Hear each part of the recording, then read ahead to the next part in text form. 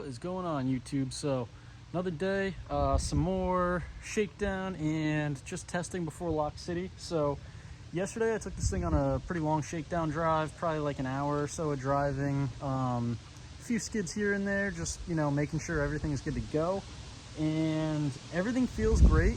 So I just have the front end up. I'm double checking everything, doing a second bolt check, just making sure everything is good to go. Then I'm going to jack the rear up, double check everything to do with the subframe, since I just did that not too long ago. Just want to make sure all the bolts are still good to go.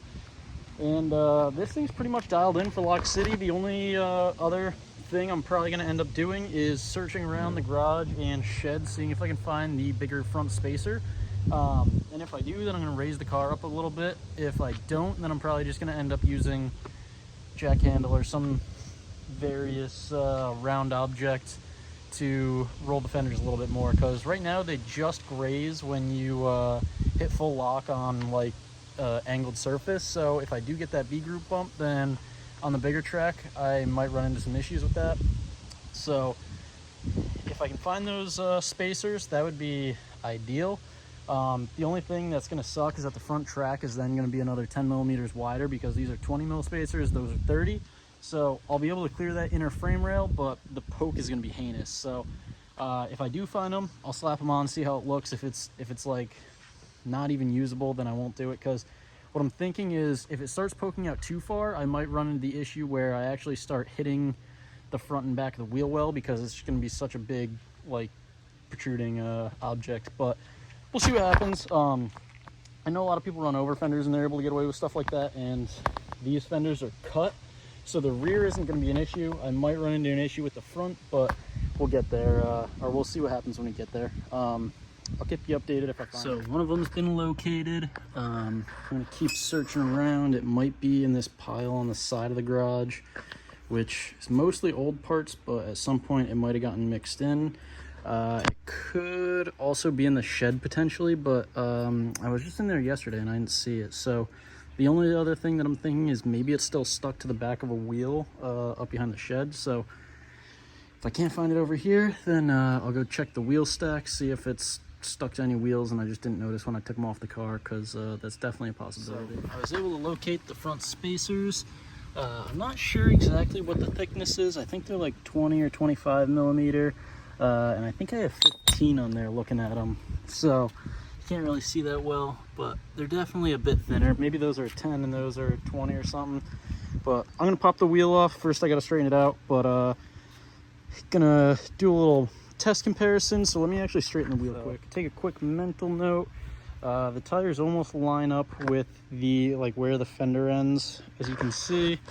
So I'm gonna slap these bigger ones on, see what happens, and probably gonna have to roll the fenders again, or raise the car, or cut them, do something, but we'll figure it out. So here's a quick side-by-side comparison. Not quite as much as I thought.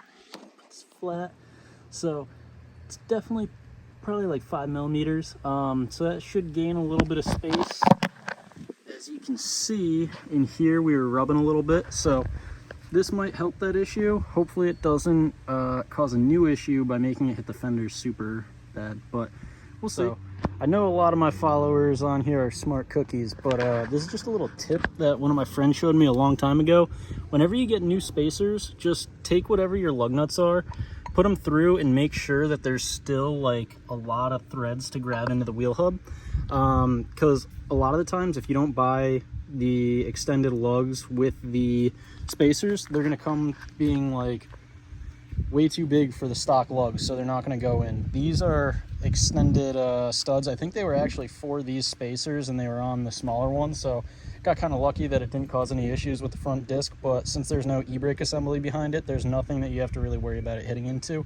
But yeah, always double check, make sure you got threads in there, and since we do, I'm going to slap everything together. I might have to raise the rear, so I'm not going to torque everything just yet, but I'm going to throw it on there, probably lower the car down and take a look and see, so that I know what to do for the next side as well. And then yeah, we're going to go from there.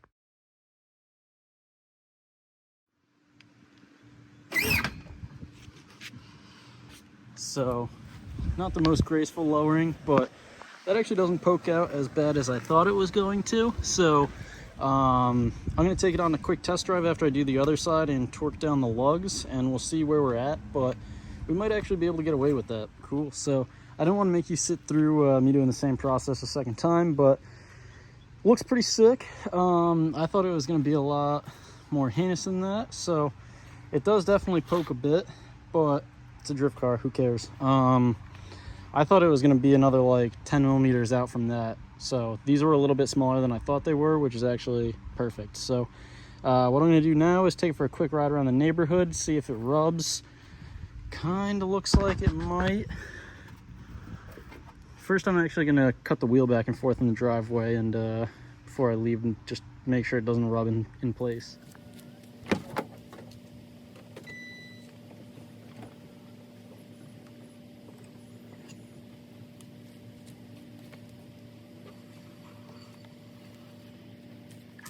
The only spot that I'm still rubbing is right down in this lower little box here. So what I'm going to use to solve that is that.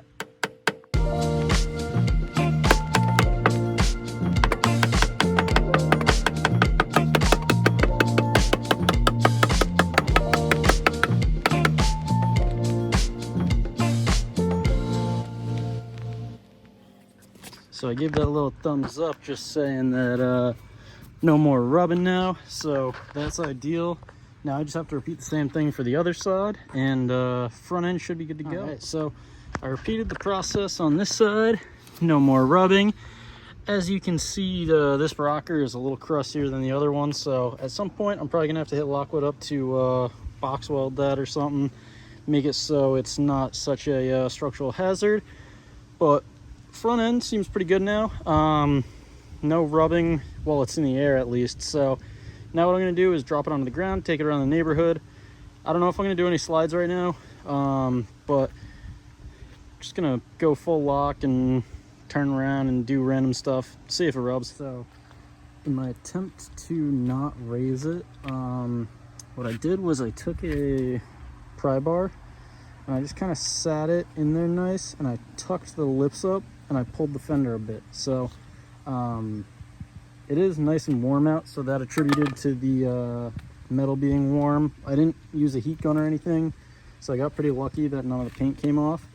But it's nice and smooth now under. Oh, I completely missed that. Nice and smooth. So repeated it on both sides. This side isn't quite as clean because the last time I did it, it was pretty hack. But at least it's nice and smooth on the underside now. It had like a spike in the front that I was unaware of, so got pretty lucky that it didn't take my tire out in those few days that I was driving it, and it definitely rubbed a few times. But I think that's going to be it for today. Tomorrow I'm probably going to give this thing a quick wash the underside, make sure everything's good to go, no leaks.